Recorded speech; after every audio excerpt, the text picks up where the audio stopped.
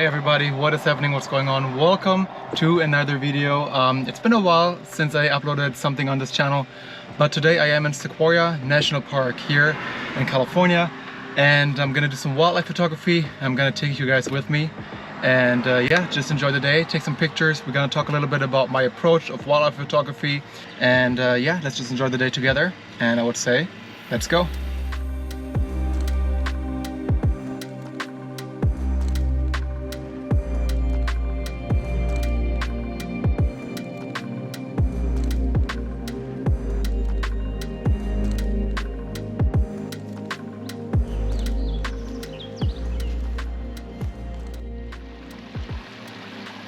Here we are, everybody, in beautiful Sequoia National Park, and I'm just sitting right next to a beautiful little creek, and as you can see, wow, I'm also sitting in one of these majestic, gigantic, powerful sequoia trees, and it's my first time here and I'm actually speechless. I've been walking around barefoot the whole time because I just really want to ground myself and just, I don't know, absorb all this amazing energy. I can only imagine what kind of a sacred and holy place this has been in the past and still is. But in today's video, I'm not going to talk about the the spirituality of Sequoia. I actually wanted to share my experiences with you and maybe give you all some advice on my approach towards wildlife photography. I just brought my Fujifilm X-T3, my 100 to 400, and just want to enjoy being here, enjoy everything, the whole energy, the whole environment, and do what I love doing, which is taking pictures of animals, wildlife, birds, and that's what we're going to be doing today. And I'm going to take you guys with me and talk a little bit about my experiences, and maybe it will help you along the way of your photography journey.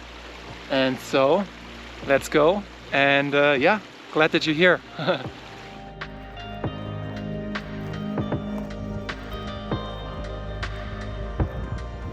Alright, so I've just had an amazing interaction with a squirrel, and I was just sitting there, and which actually brings me to my first point I guess I could think about right off the bat when it comes to taking pictures of wildlife and being a wildlife photographer, is to send out a grounded and a calm energy. And I can actually also feel this when I'm in the water, like diving with sharks, or in any, filming or photography scenario when it comes to wildlife. Is I think the animals are very energy sensitive, and I feel if we obviously make hectic movements, or if we just almost like an energy that's kind of at unease, I feel like that animals can definitely sense that. And this squirrel would just let me get so close. I actually got so close that I couldn't even get it in focus because of the minimal focus distance of the lens. And I felt and we had eye contact the whole time, and I just felt that it knew I was not gonna harm it. We were just kind of both minding our business, and I feel like I was sending out a very calm, very peaceful energy. And I definitely think that animals can actually feel that. So also when you're just walking through nature and you're observing nature, being calm, taking things slow, observing your surroundings, and being very conscious and aware of your surroundings, I think is one of the things I could really tell you has helped my personal journey as a photographer just in the most amazing ways possible, because I could get much closer interactions, I could get much more authentic behavior if the energy that I'm sending out is grounded and calm, and I'm not hectic, and I watch my movements, and I'm just becoming more and more one with my surroundings versus being separated from it and just making loud noises and acting in unnatural ways, right? So number one, or actually I think there were 2 points, right? Number 1 and 2, try to blend in with nature, send out calm energy, and observe your surroundings and take it slow.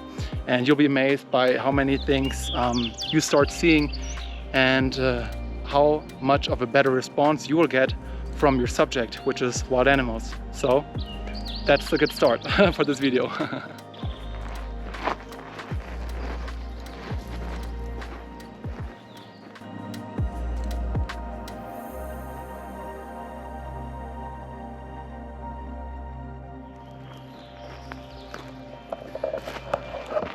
All right. The next thing I think is very crucial when it comes to taking pictures of wild animals, especially if you don't just want to film or photograph sitting or non-moving animals, but actually film them in action, is to anticipate movement. So we all want to take pictures that are a little more interesting rather than just a bird sitting on a branch. Obviously that could be very nice as well, but it's always nice to get a little bit of action, whether it's the bird flying on the branch, taking off, eating, or just showing any kind of natural behavior, right? So that our pictures actually tell more of a story.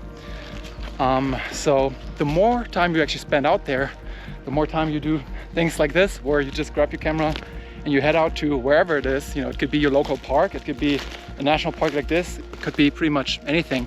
The more you do it, the more you get practice, and the more you also understand wild animals and you understand their behavior.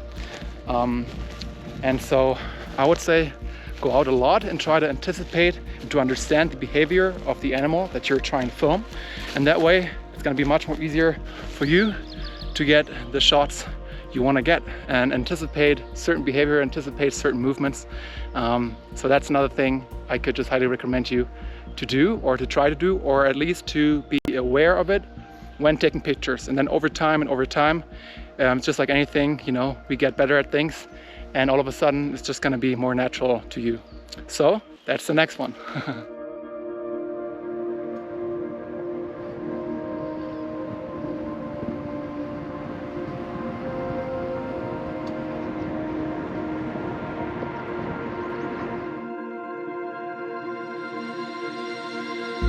All right, everybody, back at another location. I've switched spots pretty much. Just wanted to check out a lake that's over here. Maybe see if, there's any other sort of birds or animals that would like to be my subject for today. And that actually made me think about another thing, which is mind your composition. So actually the gear that you're using is way overrated. There's so many things and so many sort of adjustments you can do other than just upgrading your gear. If you really try to find good looking compositions, and actually just now, like I was taking a picture of a bird and I tried to position the cloud that was in the background right behind it, so it would almost be framed by the cloud, and it was sitting like just on top of this dead tree, and I think it looked quite nice. And that made me think, hey, wouldn't really matter obviously what camera I would take this with. It's just much more about these little details of like knowing your composition and just experimenting around with maybe also when I was taking the picture of the squirrel, I was kind of like going down and try to get some of the rock in the foreground to create some additional depth in your picture.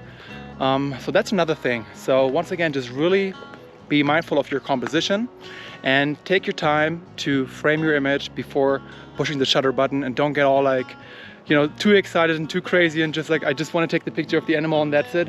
No, like actually breathe in, breathe out, take the time, frame your shot nicely, and you're gonna be much more happy in the end.